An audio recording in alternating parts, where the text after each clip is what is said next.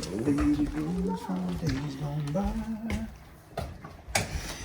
And did I hear you say he wasn't even here today to take you to his mansion under the sky? I'm really proud of my granddaughter and all of those thousands of young people who are standing up for what is right in the streets today. I'm grateful for them. But people only bring up black on black crime when they want to diminish Black Lives Matter and tell me what I should care about. You shouldn't care about the police killing black people. You should care about black people killing black people. You don't get to tell me what to care about. When a pedestrian, any pedestrian, black or white, is killed on the street when an officer's trying to give a parking ticket,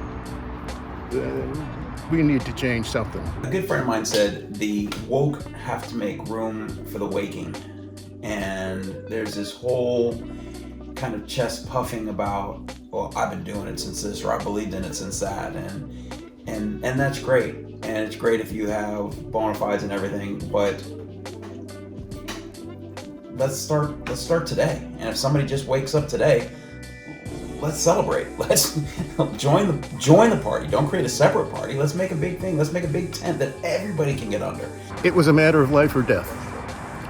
Slaves actually held on to the church and the church's music and the church's message for their very survival. It was no joke that on any given day, a slave could wake up in the morning with his family intact, and before the day is over, he will have been whipped and his family will have been sold off to some other place where he would not know where they had gone. This is Richard Lawrence, a social justice advocate that marched with Martin Luther King Jr. during the Chicago Freedom Movement. Join us as we have a conversation with this former minister turned affordable housing advocate along his journey through life.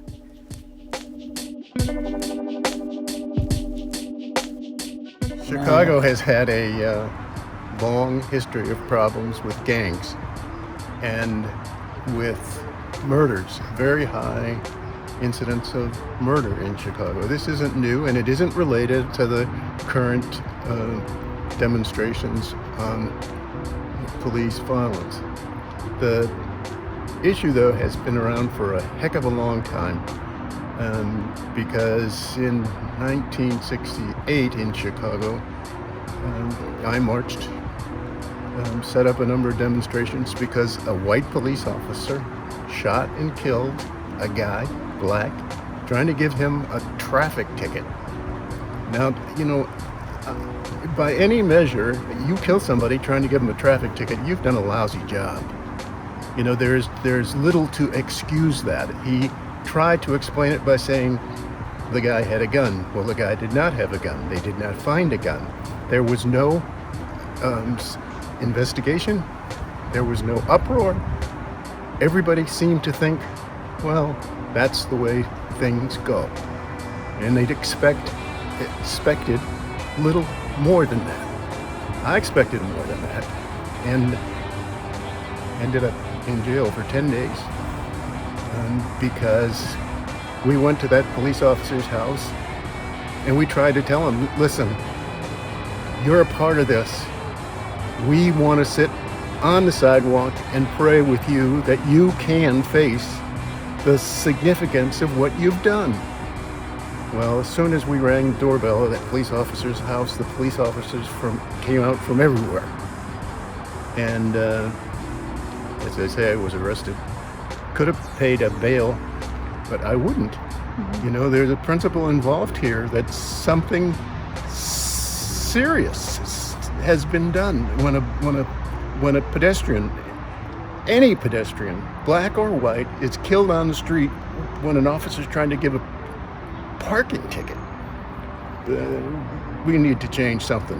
My insight to it is, obviously, I could walk into any room and be considered, especially off-season, white. Yeah.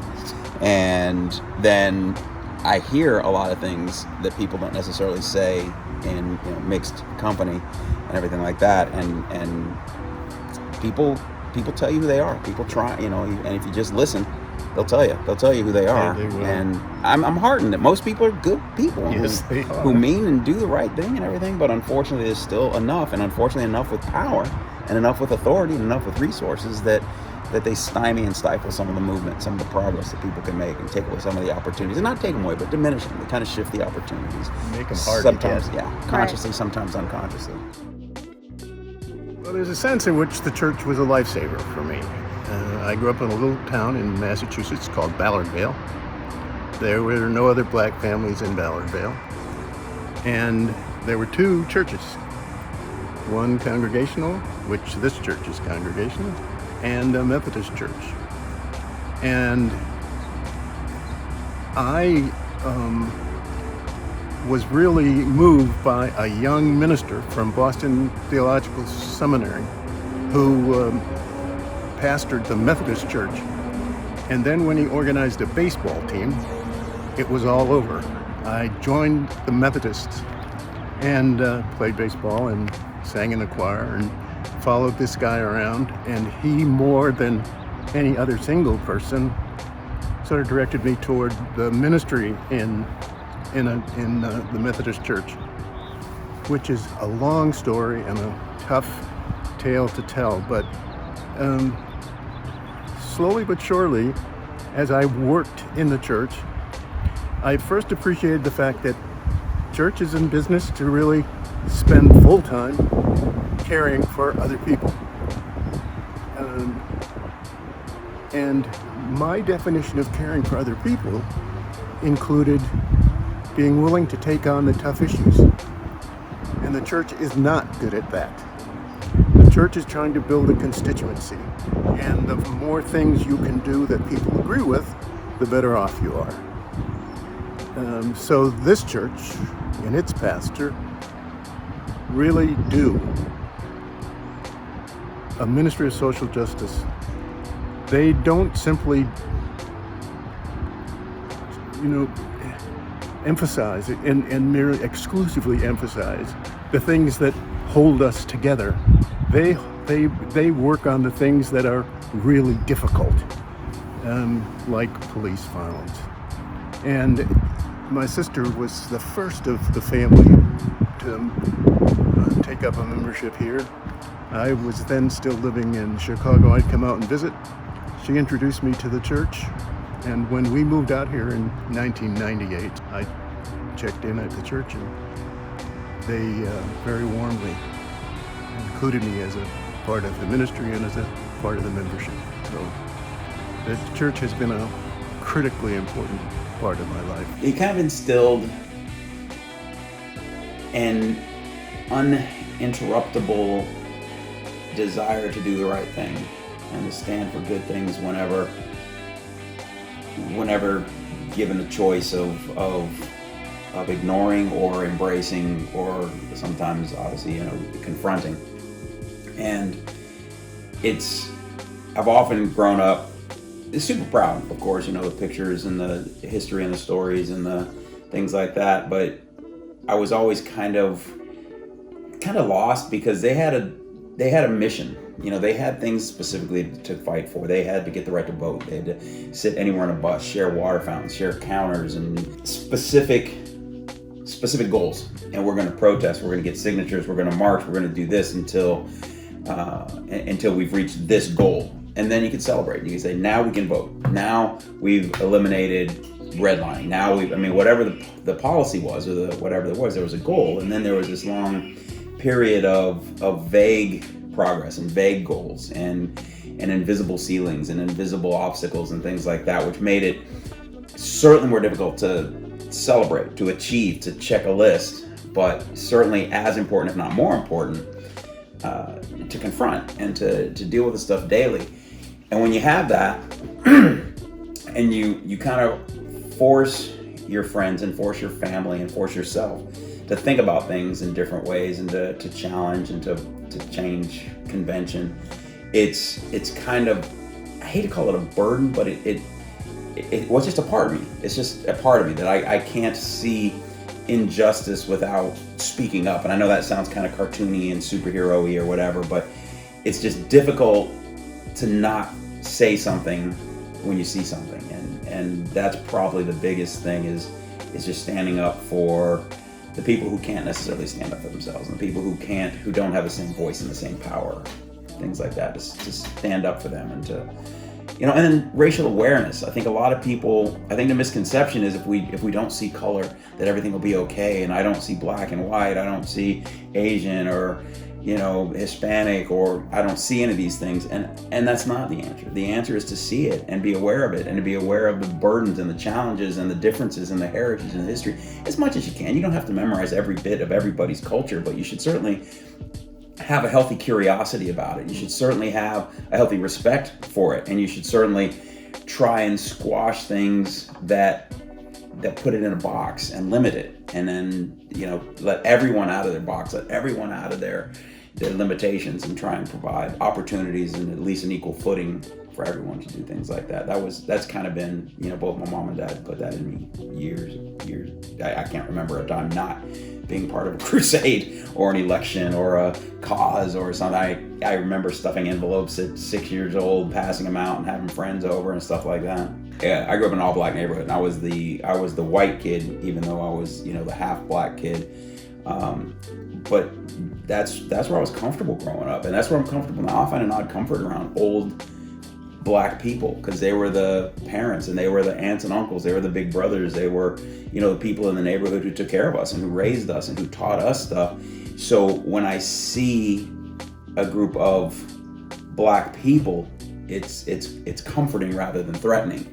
And I don't know that would have been the case had I not grown up there. Then we moved away, and it was very different. But being exposed to it and being indoctrinated, I guess, early, and just saying that they're people. They're not black people. They're not criminals. They're just people. Yeah. And never considering that they were black people or anything like that, just considering they were just people. And so the church's first mission to those of us who were slaves and black was to provide us a place where we would feel safe, where we would feel hope. And so the theme became never give up. There's hope. There's a new life in the great by and by. And so we began to think that the only hope we had was dying. That the only peace we'd have is when we die. The only happiness we'd have is when we die. And that became a really strong message of salvation for millions of black slaves. My dad in 1965, went to Selma. Got a kind of inspiring picture of a young Richard Lawrence with a bullhorn talking to a bunch of freedom fighters and motivated people trying to cure the world's ills back in the day. And that was right after Bloody Sunday and John Lewis and the Edmund Pettus Bridge.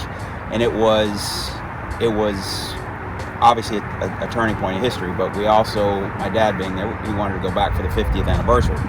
So that was a big moment. We got all of, there's 4 of us siblings, and all 4 of us were able to go back and walk across the bridge and recreate and do a lot of that stuff. Actually, it was really cool. He got recognized with a medal because he was one of the originals. They had a big ceremony, and all the people who walked across the first time got medals and a presentation and everything. And that, obviously, I was 2 years old. I was born in 63. That happened in 1965. I wanted to go, but he didn't let me. And I mean, it's just part of the freedom fighting footprint of our family. We that's how we were raised. Both my parents were very involved in very civil rights stuff. So they passed that just through education and belief and exposure to different things down to us, and then I'd pass it on to my children and hopefully to my friends, and then to their friends, and then we get out more firsthand, because this is stuff that happened. I mean, this is my father. This isn't in a history book. This isn't someone on a slave ship. This isn't someone in the Civil War. I mean, this is my father who went through these things and had to face a lot of these things. So it becomes very personal. It becomes very hands-on history. It becomes something like that. So that when I can pass that on to my daughter and know those values, she's very active. Both my boys are active, but my daughter's super active. Isabel marches and goes to protests, and she organizes, and she borrowed a couple. I have a sound system, and she borrowed the speakers and the microphone so people could speak, and that's how we kind of connected the Selma to this latest thing. When I went to Selma in '65, really it was because Dr. King was associated with the movement,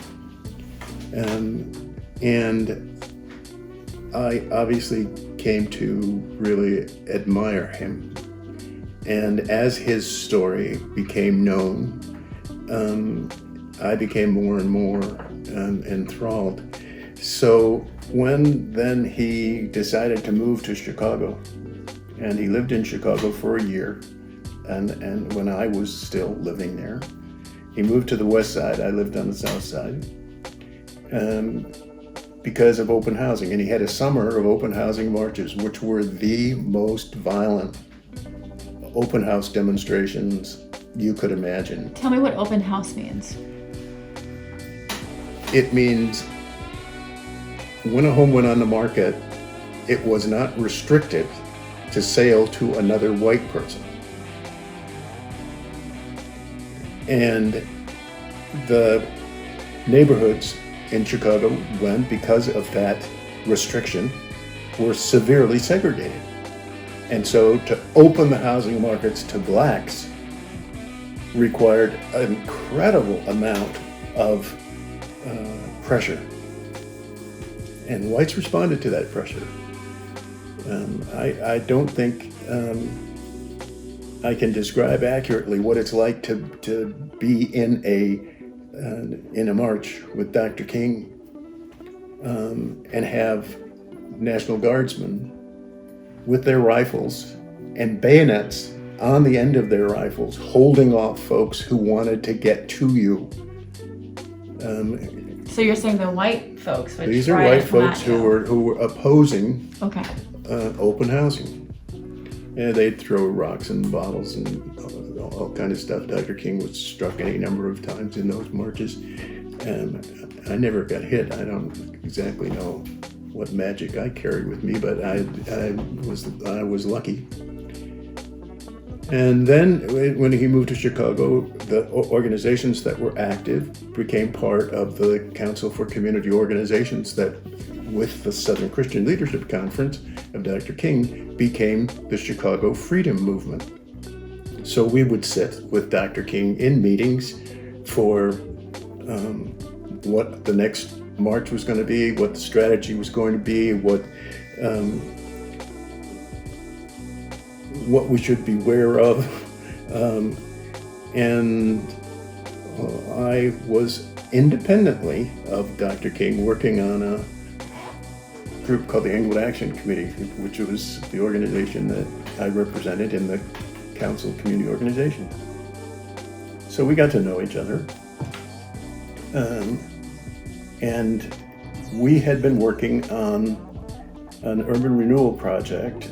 You and MLK? No, the Englewood Action Committee. Okay. We've been working on an urban renewal project on the south side that the bank, which you see in this picture, was the primary sponsor of. And what the bank was trying to do with urban renewal money was to build a special access road to the shopping area at 63rd and Halsted Street, which would then had a Sears store and some other big stores on the corner, and typically was serving white customers. But as blacks moved further and further west, they moved out of that community, whites moved out of that community, and it became a black community. And whites would no longer shop at 63rd and Halsted Street. So the geniuses at the bank said, well, let's build an access road, we'll provide parking, those folks can come in, shop, and get back out, and they won't even know they've been in the black community. That's with urban renewal money. And they did it. And we did everything in the world we could to stop it. One of them was to demonstrate at Chicago City Bank that we were opposed to it. And that's that picture. That's Chicago City Bank. You can actually see it in the picture.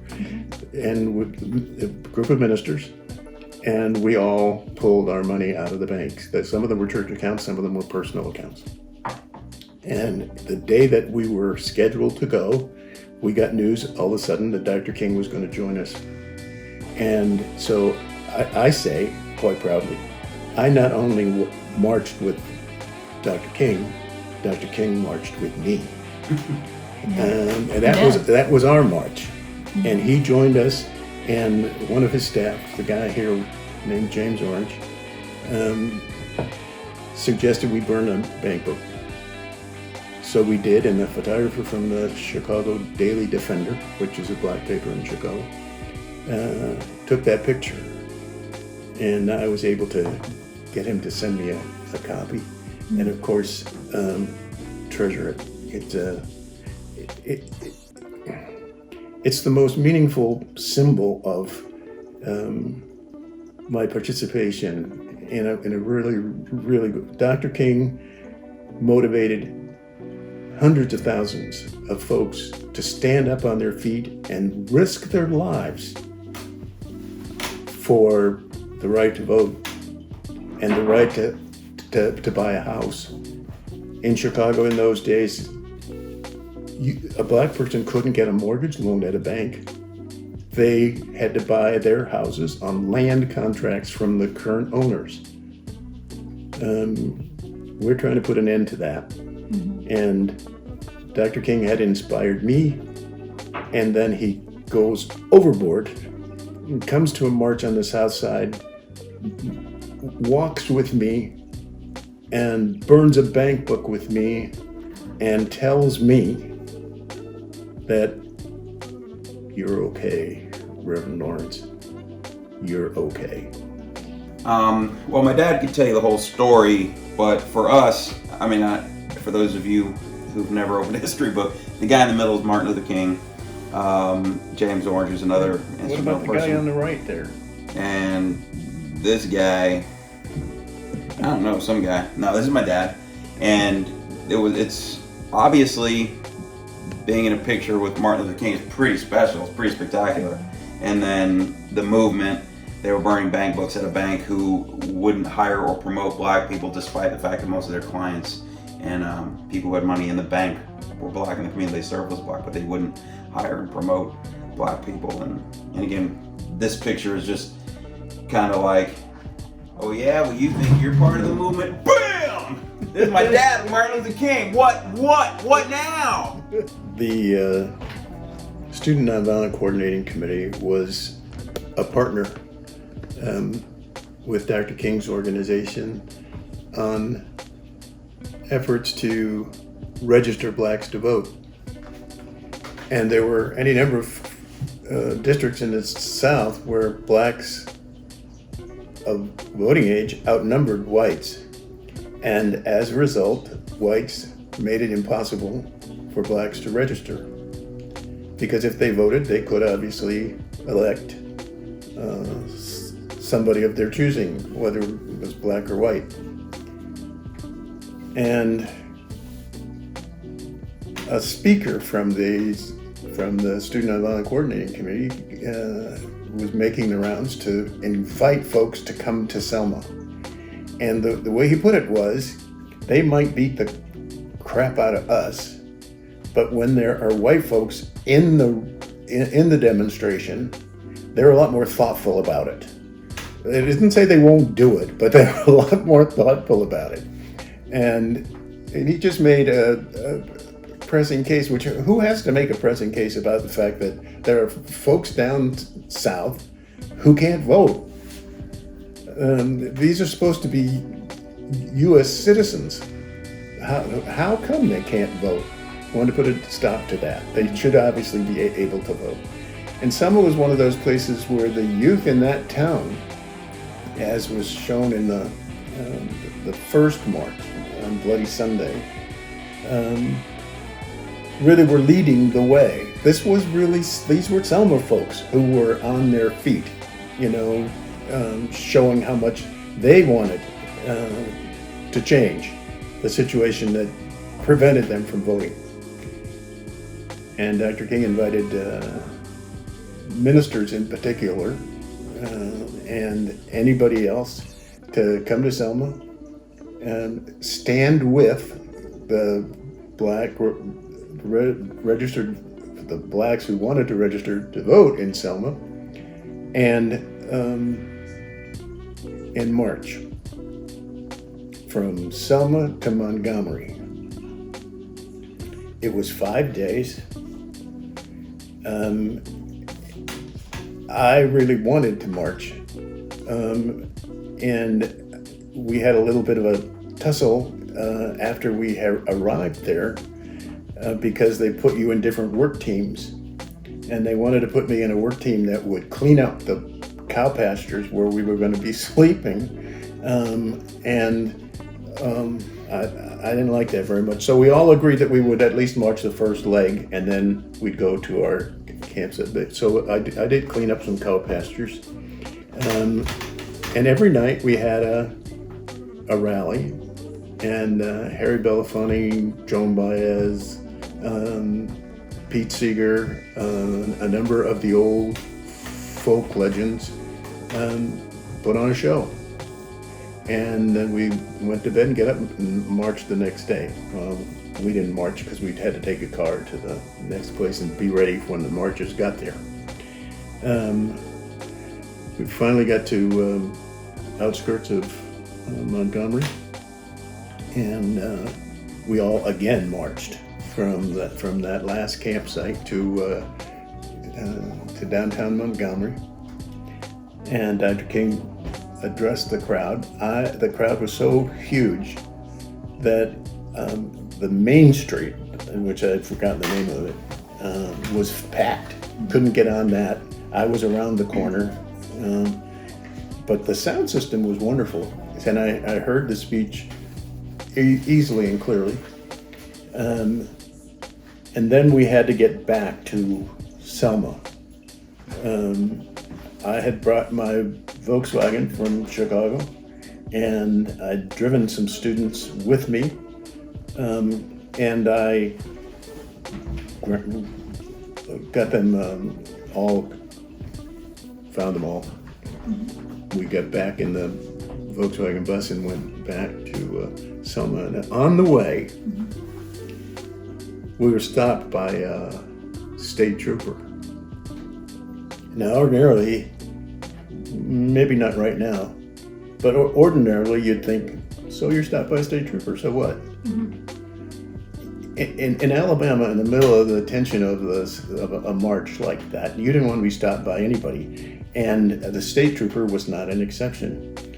We had a discussion in that bus that if we were stopped by anybody, we needed to be ready to resist. And the way we would resist is that one or two, however many had to, would be captured. The rest of us would run in other directions and do our best to find some help. Just to have that discussion, it is incredible. The fear that goes with having to have that discussion was just nearly overwhelming.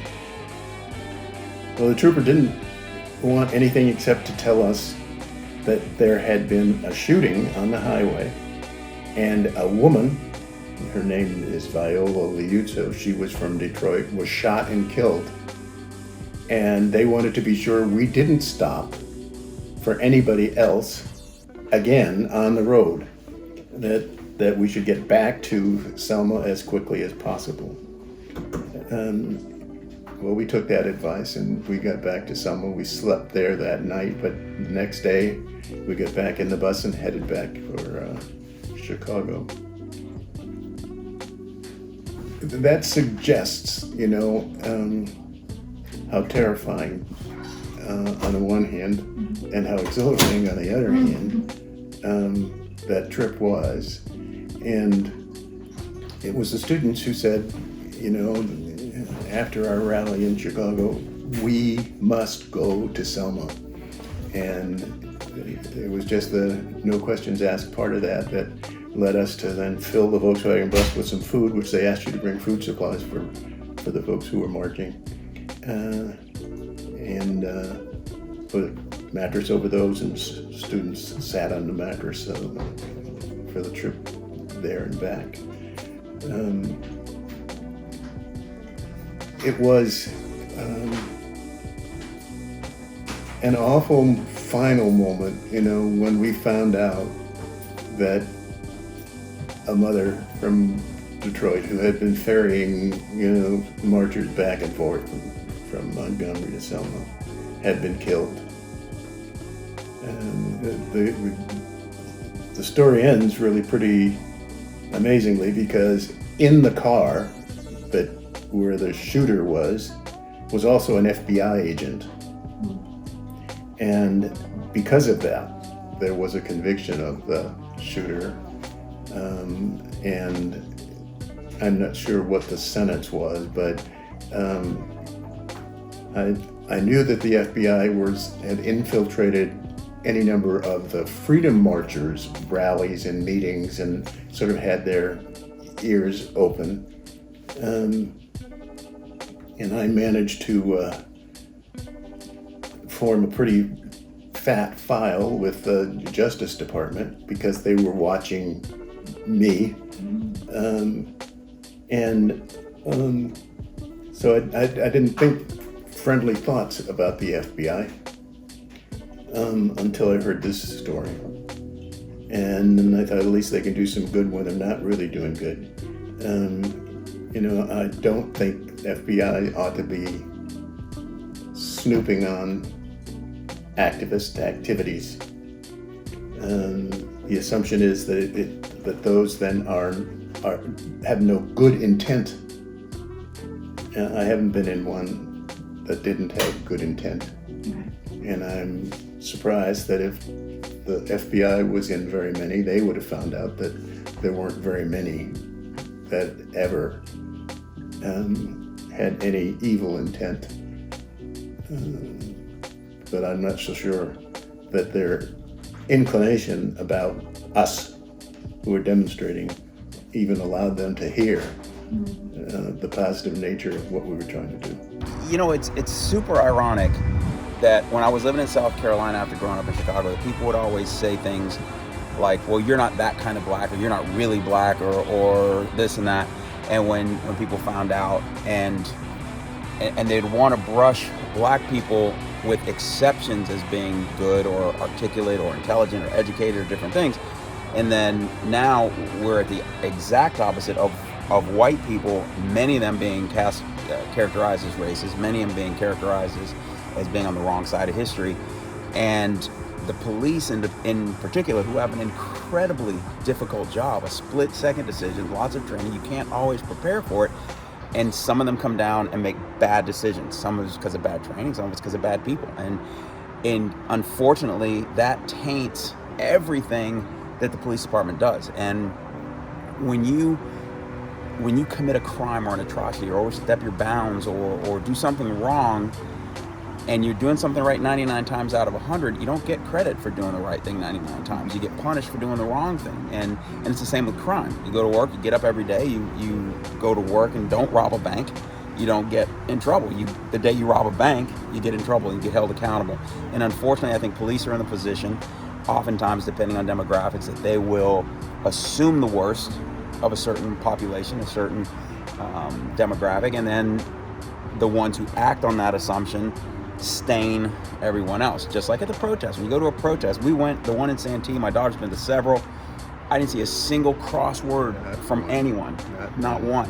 However, obviously La Mesa was a little different, and you get people coming out to agitate and to stir things up, and the police, instead of coming out to engage, they come out in riot gear to protect, which part of me understands. You have to have protection. You can't let people burn things down. But, when you come to a fight with your fists, two people can fist fight. When you come to the fight with guns and a tank and a vest and everything like that, The other side says, well, I'm not coming without my guns and a tank and a vest and everything like that. So they subtly by trying to be prepared, they subtly escalate it, and that creates the tension, and it escalates the tension, and it makes people who are not comfortable around police and authority even more uncomfortable.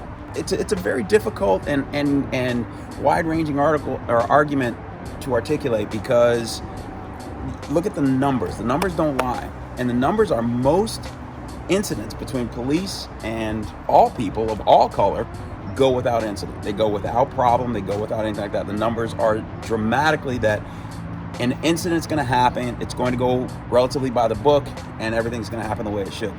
However, there's a sliver of incidents that happen in there where things go wrong and things escalate. And the problem with that sliver is that it's normally blacks and other minorities of that sliver that go wrong. So I'm all right with the sliver that go wrong. I am. Things are going to go wrong. But when I see a 90% white population and a 10% black population, but 90% of the sliver that goes wrong is black, that tells me that we have a lot of work to do, that we need to fix some things. And the town I grew up in was all white. And it wasn't until I graduated from college that I spent any significant amount of time in the black community. And when I did, I learned that yes, there are some jealousies associated with the complexion you've got. White was always considered to be a meritorious thing in the black community. When I say was, the lighter you were, the brighter you were presumed to be. And underlying that, is the unconsciousness of a sort of deification of whiteness. So that if obviously I was light complexioned, I was closer to being white, and being white is good. And so in the black community, there has been a terrible tradition of feeling that I am less of a human being, less valued, less important if I am dark complexioned rather than if I am light complexioned. And I really experienced the conflict more from the fact that the colleagues of mine kind of kidded me about the fact that I was so light complexioned, and not only light complexioned, culturally speaking, I'm white. I talk like a white man. I presume to some degree I think like a white man. I write like a white man. And as a result, when we were having black services with other black churches, and I would sing, they would quite ungracefully make fun of me.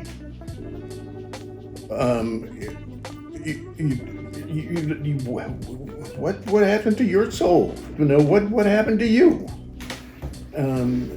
You should see him dance. Oh God, no.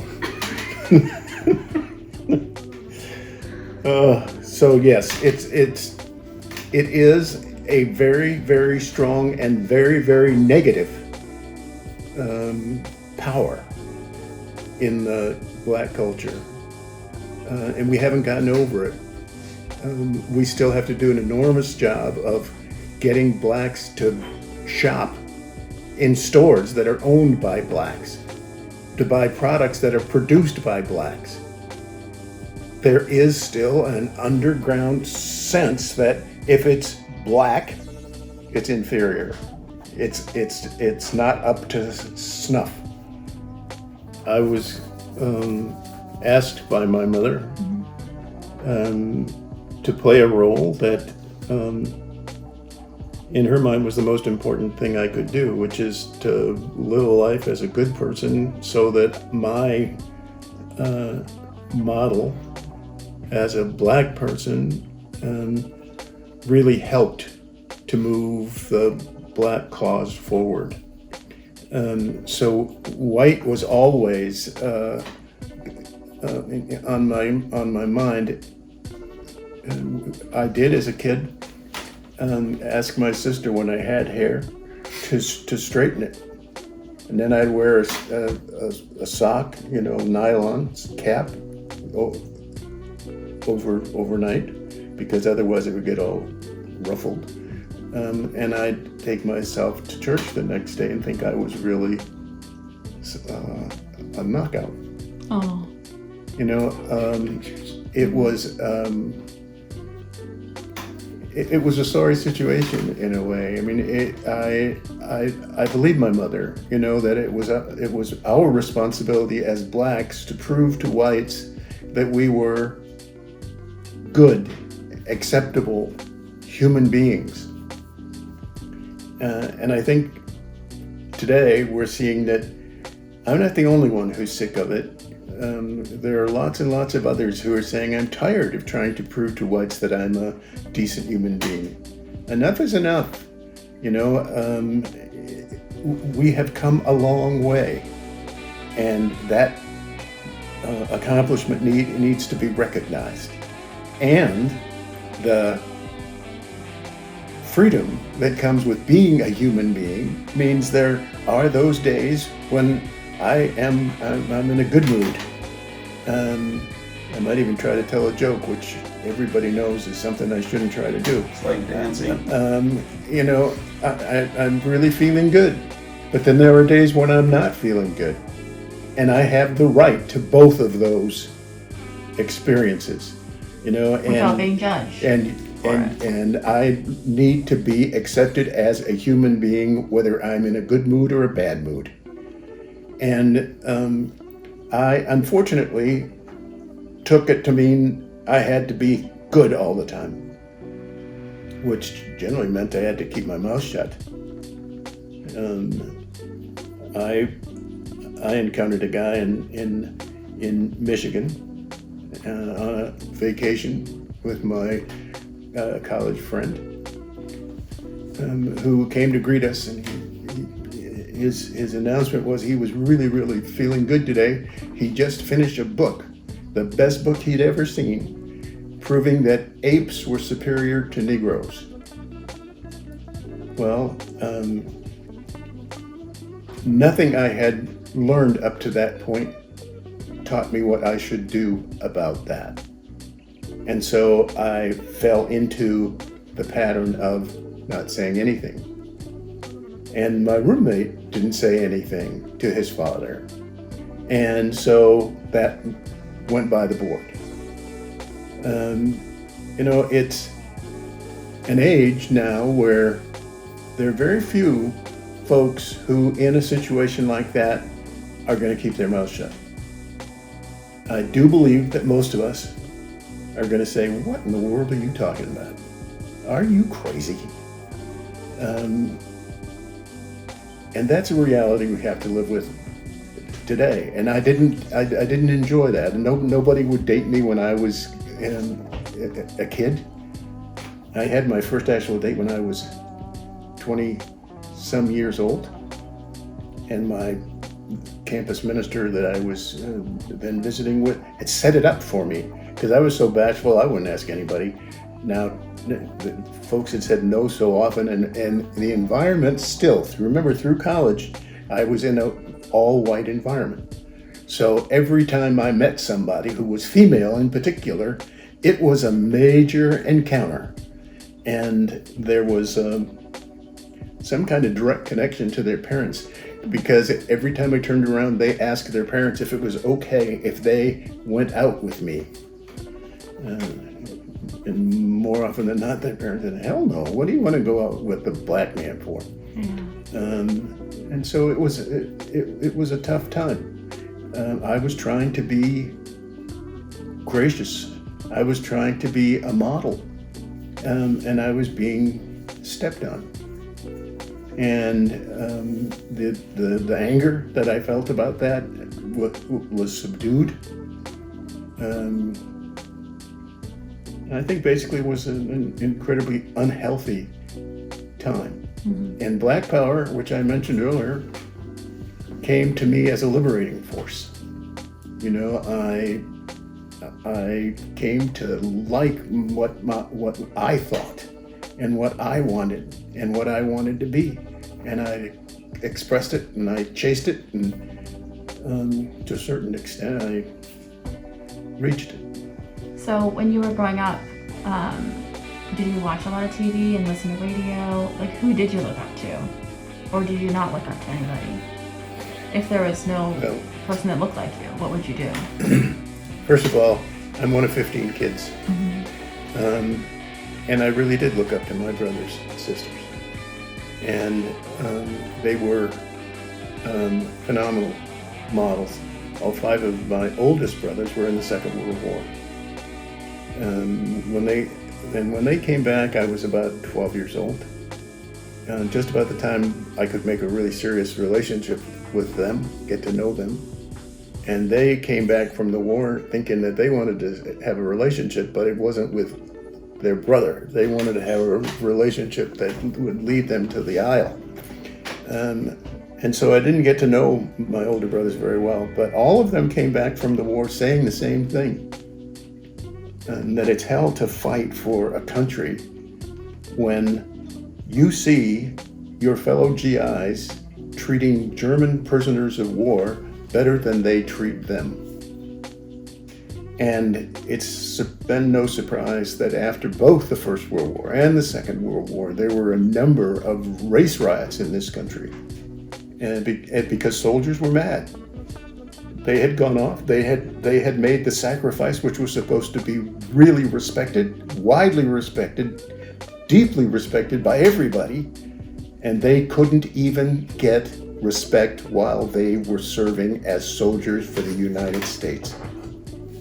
In regards to athletes, to me it's a complete, easy, socially, it's a socioeconomic issue, because Black people for years, like I as a child never saw, probably until Cosby, a professional Black person on television. I never saw a doctor or a lawyer. And you know what I saw? I saw basketball players and football players and rappers, and yes, I was around like Sugar Hill Gang when Fab Five Freddy, but or just Black stars, Sammy Davis Jr. I mean, even going back, that the successful Black people that we saw were athletes, musicians, drug dealers, and that's what we saw. So whereas a white kid might see their neighbor who's a doctor, their parent who's a dentist, their so-and-so who's a postman, there all these professions that exist, Black people saw success through sports and for a $10 basketball, 20, 30 kids can play at the park for hours. Whereas in hockey, for example, that's why there are not many Black hockey players, because skates, sticks, pads, pucks, ice, rinks, and some of that's leveling out, and which is great. But it's a socio, and even baseball, you need 9 gloves, you need bats, you need bases, you need a field.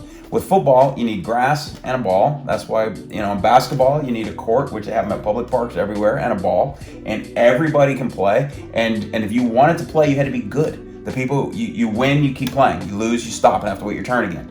So both measured towards ultimate success in life and temporary success on the playground on the weekends, you had to be good. And track and field, because as a kid we ran. I grew up in an all Black neighborhood. We ran, we raced, we did this stuff, and it cost nothing. And so the note, and in baseball, that's why it took a lot longer for more African Americans to get involved, is because as it took a while for availability to the masses, bats, balls, fields, umpires, scoreboards, all these things.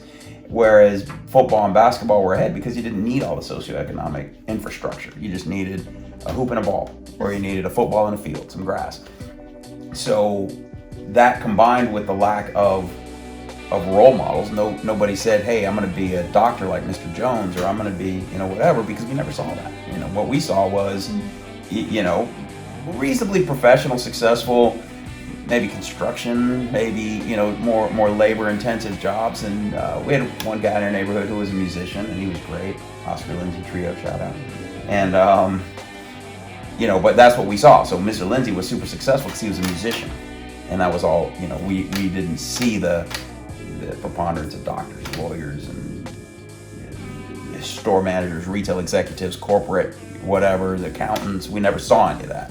So again, recently we're seeing more of that, and I think that helps bridge some of the racial gap. Is just showing a 10-year-old black kid, doctors make $100K per year to start. Go to school, be a doctor, because that was never put in our heads. That was just something that was unattainable. This picture is one of the family pictures of my dad.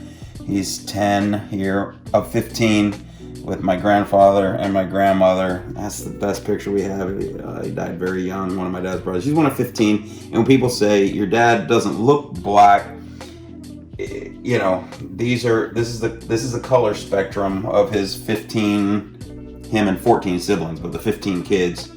And they're very much indeed black. They don't, you know, and it just means a lot. Another trump card to say, oh yeah, I'm not black enough for you? What about this? This is my family. Why you like my family? We're black. Deal with it. But again, it's family, and we just love to have these family pictures have been up, and it's interesting. My dad hasn't noticed this picture that's been hanging here for years, just because, I mean, we have all kinds of family pictures everywhere, and they just become part of the scenery and the ambiance, and not, you know, we don't typically take them out and put them on the kitchen table and go, hey everybody, look at these pictures. But obviously proud of my family. I love my family. I love all of our history and all of our things that we do. One of the great disappointments of my life is that the cause of racial justice really consumed me virtually entirely. And my first wife, who raised the kids, took virtually all the responsibility for the house, and I got divorced.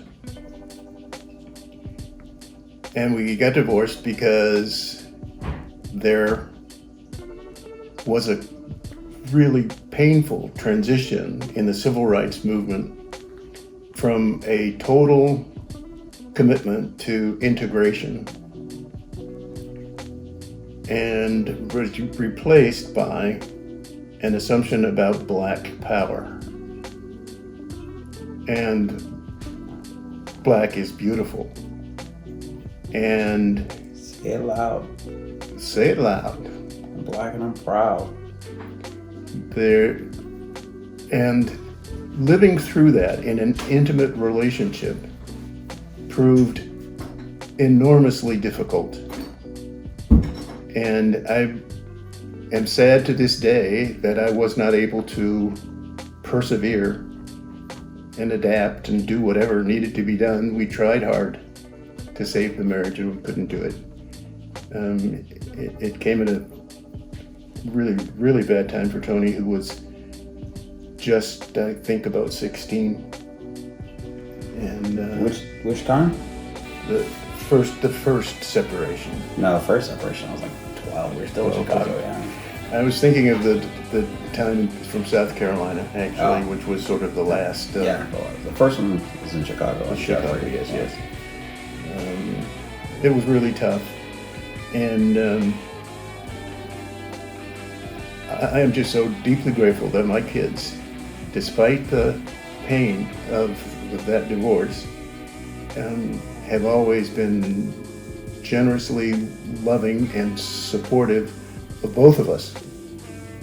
And in addition, the judge at our divorce hearing gave me a piece of advice I've tried really hard to follow, and that is, no matter what, you don't say anything bad about your wife to your kids. She is one of the most important people in their life, as you are. And I've tried to respect that, and I think the kids have honored me by their faithfulness. Absentee fathers is an issue in every community. Yeah. It is a predominantly disproportionate issue. In the black community, and again, in my opinion, and survey shows that there's additional struggles and pressures with black families, that they have all the same responsibilities and job paying and family leading and decision making and everything that traditional white families have, plus the burden of, again, being black and having to work a little harder and having to, let's say there's 10 jobs available, 10 different employers, even if only one of them is racist, which is generous, that means they only have access to 90% of the same jobs, or 80% if two of them are racist, and they only have a similar percentage of opportunities to move up. And then every marriage is burdened by financial struggles and raising the children and agreements and disagreements on housing and all these issues. And when you combine that, because it makes it a little harder to raise a black child, it makes it a little harder to get a good job for a black person, it makes it a little harder for a black person to have financial security, especially since we're less than a generation removed from redlining policies and black people not being able to marry white people and black people not being able to buy property, and all these things are literally one generation. My generation suffered from it. I'm 56 years old. My dad's generation couldn't imagine equal footing. So the idea to treat it like it's ancient history and it doesn't matter, I think, is part of the systemic problem, and that, I think, contributes to higher numbers. And I think you'll find those same higher numbers, I'm quoting without facts here, but I think you'll find that same in other minority communities, that divorce rates, single fathers, things like that are more prevalent, again, because of the inherent pressures and the inherent burdens that makes what's already tough. Marriage is tough. Going through life is tough. Raising kids is tough. And when you add ancillary burdens on top of that, it makes it even harder. It's a fact, too, that the civil rights movement had an enormous impact on a variety of communities. One of them was, of course, the women and the women's liberation movement. And so when you talk about single families these days, you do have to think very seriously about the fact that it has dramatically impacted the white community as well as virtually every other community. There are some ethnic groups, obviously, that have an easier time with a strong female figure in the home than others. I'm thinking specifically of the Latino community. Black men are not so generous. And so a strong woman in the family with a black man makes life incredibly difficult. And so, and there is a history, from slavery, where the woman, partly because of her sexual attractiveness and partly because the white owners were far more willing to invest a certain amount of trust in women that they were not willing to trust in men, that women become favored. And black men became weakened, and resentment and pain of various sizes and sorts followed that, and we're still living with the ingredients there. There have been some really bad habits that men have gotten into, and women don't like some of those bad habits and are very much free to say they don't like them. And so it's tougher to be a man today than it was before, but freedom does that. When a woman is free to say what she really thinks, things are going to be more difficult than they were before when she was more... Please tell me you're going to edit this out. When she was more submissive. No, I get it. I totally get what you're saying. It's not. I do understand that. It's a very traditional argument, and it's a very popular argument right now. And it's not completely untrue. It's not inherent garbage. But the idea that it's harder to be a man is only because the definition for a man used to be very straightforward. It used to be tough, don't cry, provide for the family, go to work, come home, what? Be a man, don't cry, be a man, don't be a little boy, be a man. Now you're acting like a girl. And that become very easily defined. And so people, in attempts to be a man, had a very simple direction. it's just as easy to be a man as soon as you let go of all of that, and as soon as you redefine being a man, it's just as easy. You come every day faced with something, do the right thing, try and stand for the right things, make decisions that benefit people other than yourself sometimes, and that's a thumbnail, be a man. But there's no definition anymore. So in some ways, I guess it's more challenging to find out what being a man means. But in other ways, it's much easier just to be a man because it's broader, and you don't have to. I like to sing. I like show tunes. I like things like that. So and I don't drink beer. So those two things disqualified me from being a man for a long time. It's more humorously, but those are things you do. Men drink beer. What do? You go drink beer. Oh, you don't sing. Women sing. Men don't sing. And now you're free. It's broader, and I don't even want to say the cost of it, but an ancillary thing of that is that women are stronger as well, and women can now vocalize things that they like and don't like. And some women and some men absolutely like the old definition of a man and have put it in a box and be a man, and that's okay, right? Yeah, that's okay. Yeah, there's nothing wrong with being a strong man. There's nothing wrong with opening doors and paying for meals and doing all that stuff. But if that's not you, that's okay. And there's somebody out there for you. And the problem with the traditional masculinity is we've been very slow to embrace other interpretations of masculinity because we want it defined. We want to know if we fit in this box, if we're a man, damn it.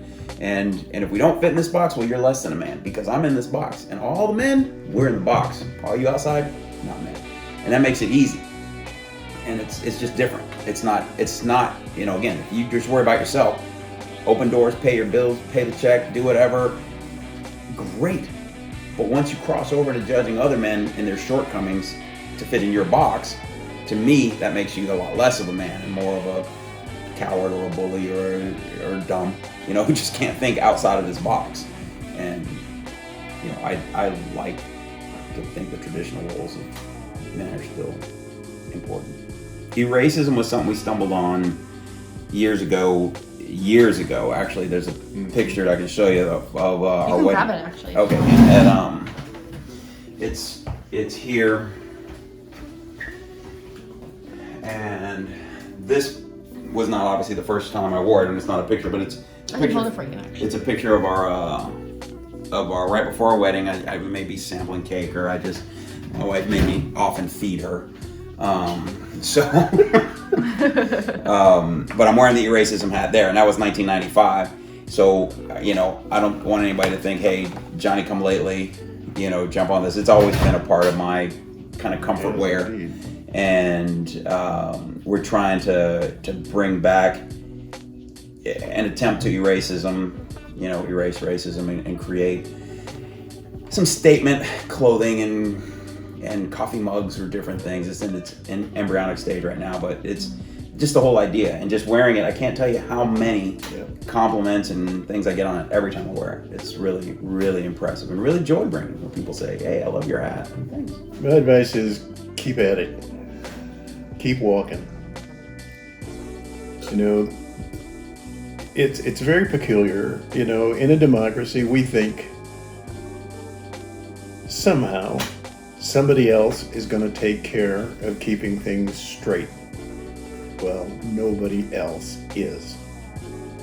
We need to be ready all the time to stand up, find out what's going on, and to be prepared to do what we have to do to set it right. And unless we are so prepared, we're going to find ourselves doing this again. And it's my hope that what this teaches us is exactly that. You can't quit. You can't stop.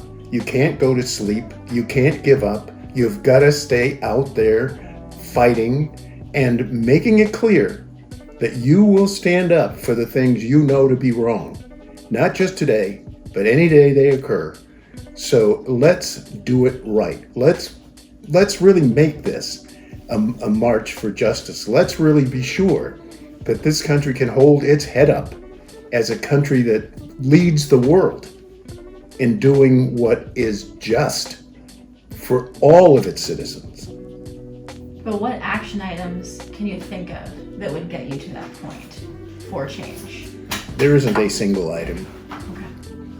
It's really encouraging that in San Diego, for instance, the mayor has said he now does not want the chokehold used anymore, and been fighting for that to happen for about 10 years, probably more than that.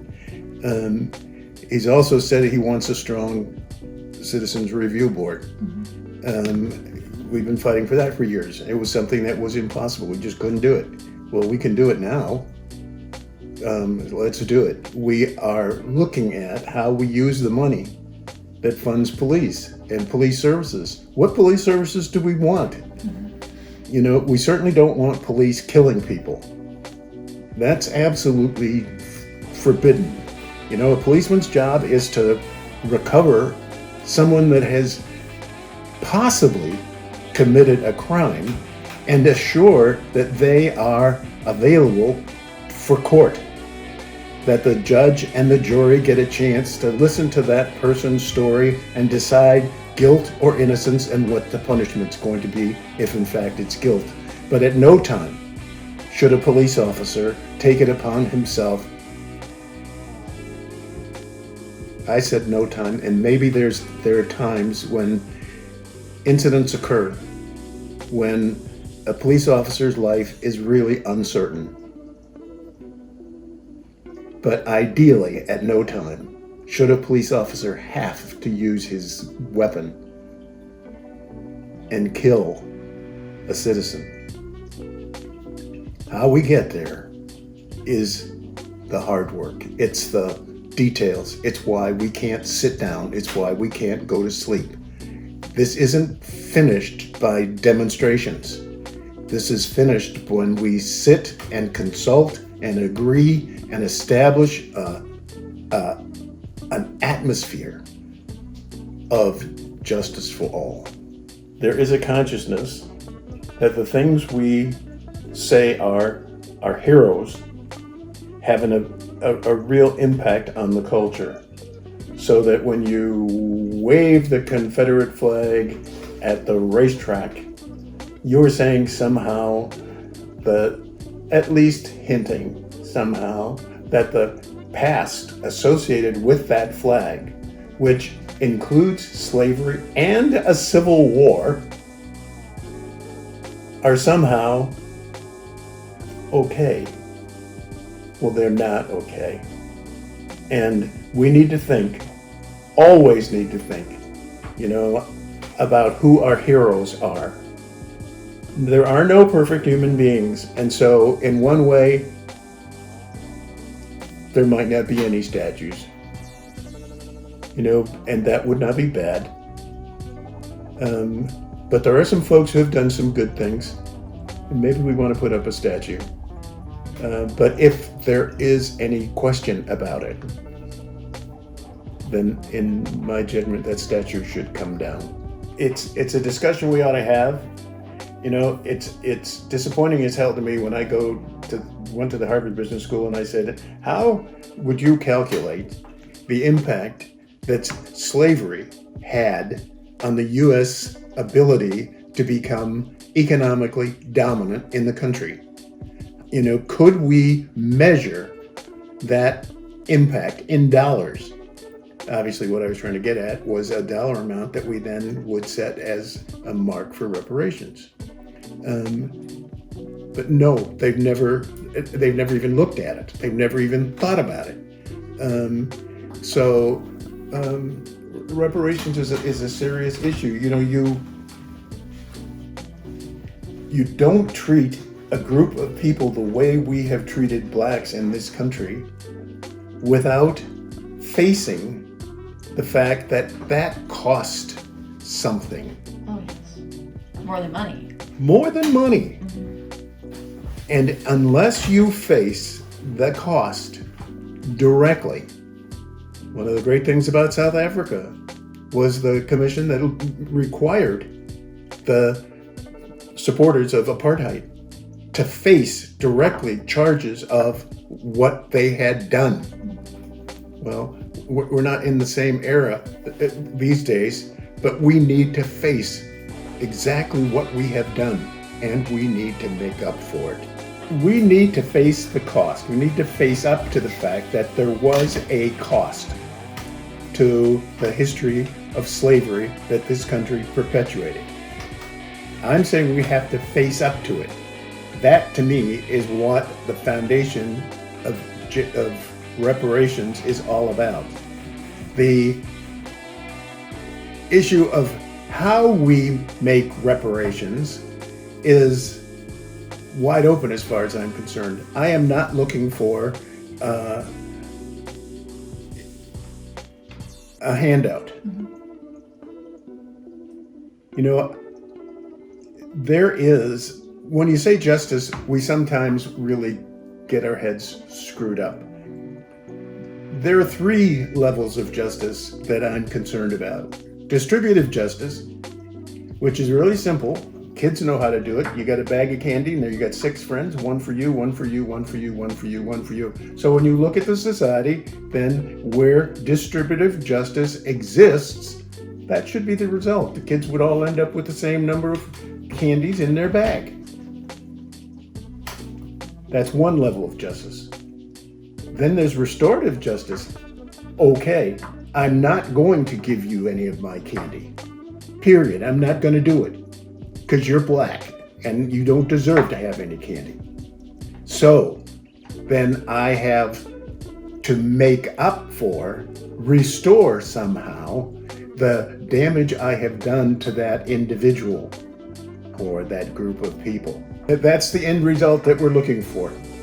You know, we use distributive justice to say how bad or how good a job are we doing. You know, if as a matter of fact, you got 900 folks in the population who are black and none of them have a job, something's wrong. That's the foundation. We look at ourselves through the lens of distributive justice. How well have we really, 90% and 1%? Distributive justice just got sat on. There's no way in the world to justify that. And then the question becomes, what do you do about it? And that's restorative justice. And the answers to that don't come off the top of your head. You got to think about it and you got to work at it. And the final level, as I've said, is creative justice. And that's at the place where we just do, we don't just do, but we learn to do as a nation what is really needed, what is really good for other folks. We freely sacrifice what our self-interest is to be sure that the other person is taken care of. That's sacrificial, that's love. That in some people's mind is crazy, but that for me is the third level of justice, where we get to the point where we're more concerned about your welfare than I am about my own welfare. Don't assume that the rhetoric you've heard your whole life is correct, and it very well may be. I'm not going to say it's wrong, but let's entertain the notion that a lot of people are passionate about another side of this issue, and let's try and find out why. Let's try and find out, well, what led to this? What's the history behind this? Let's try and find out why we may need to adjust our thinking, and let's try to adjust it. And let's be mindful of what's going on. And again, optimistic that more people are doing that, and with more resources in history and things like that, I think we're heading in the right direction. I'm really living with the hope that we're going to get it right this time. That there is a quality out there now that strikes me as more powerful and more longevity than anything we've ever seen before. And I just say, keep it going. Keep it going.